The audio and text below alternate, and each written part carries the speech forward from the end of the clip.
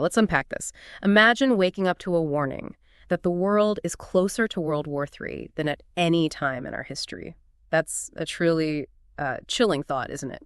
Our mission today is to take a deep dive into the layers behind that pretty dire prediction. It's drawn directly from a recent article detailing former President Donald Trump's, well, significant warning amidst these escalating tensions in the Middle East. Right. And we're going to try and navigate this intense conflict brewing between Israel and Iran. We'll dissect the defiant stances of key leaders like Netanyahu and Khamenei, and also understand the very real and frankly growing threats impacting U.S. interests, and maybe explore the potential global ramifications if this, keeps spiraling. Yeah, and as we delve deeper, understanding these core details feels even more critical because, well, this story is developing so fast, like literally minute by minute.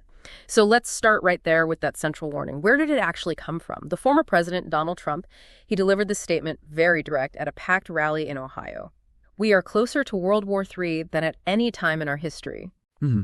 And what's fascinating, or maybe alarming, is the immediate context. He issued this warning just as Israeli forces are, continuing to trade strikes with Iranian-backed militias and groups like Hezbollah in Lebanon, the Houthis in Yemen. Mm-hmm. These groups extend Iran's regional influence, right? Mm-hmm. Tensions are just rapidly spilling across borders all over the Middle East.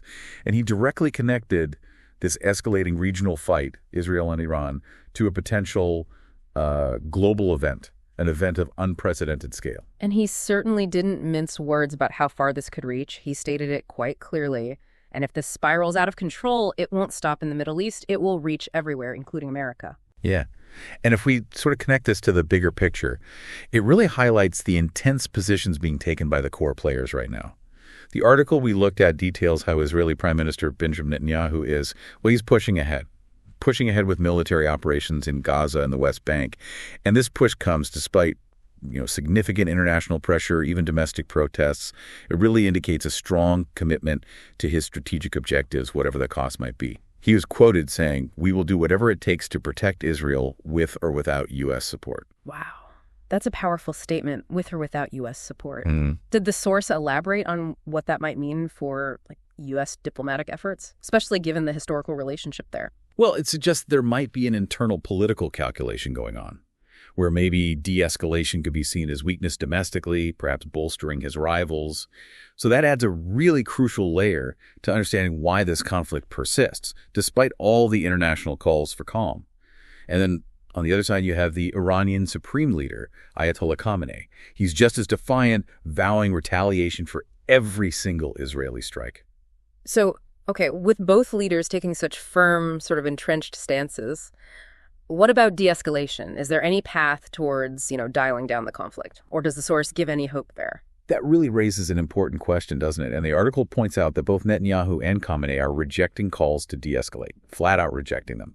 And this isn't just stubbornness, perhaps. It suggests that for both of them, backing down could look like weakness, either internally or, externally on the world stage. And this significantly contributes to these escalating fears of a full-scale war because neither side seems willing to yield an inch. Which brings us directly to the U.S. role in all of this, as presented in the source material. Former President Trump, he didn't hold back on criticizing the current administration, did he? He accused the Biden administration of being, quote, asleep at the wheel, and called the current foreign policy confused, weak, and dangerous. Pretty strong words. Very strong. And he contrasted that directly with his own time in office, claiming, under my watch, this wouldn't be happening. We had peace growing in the Middle East. Now it's on fire. Now, it's important, I think, to remember this claim often refers back to the Abraham Accords. And while those were significant in fostering certain regional ties, the article does highlight that they didn't directly address the core Israeli-Palestinian conflict, which, remains a key driver of the current tensions, especially in Gaza and the West Bank. Right. And as the situation keeps intensifying, the source points to increasing involvement and direct threats to U.S. forces and allies. Trump claims the U.S. is being dragged into another, quote, endless war, with American forces and allies now being targeted across Iraq, Syria, and even the Red Sea.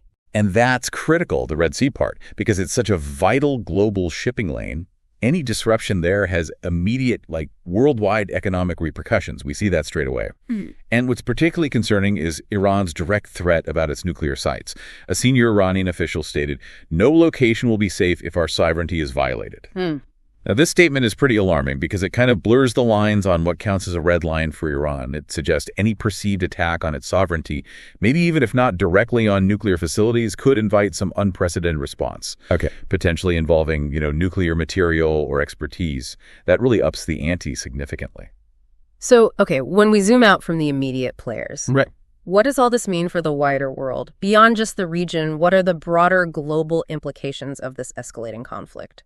Well, experts are warning that this escalating conflict could very easily draw in multiple global powers. It's not hard to see how. Russia, for instance, with its historical ties and strategic interests there, might see opportunities or threats. China, which is deeply reliant on Middle Eastern energy, they'd be watching any disruption to oil supplies very, very closely. And then you have NATO members.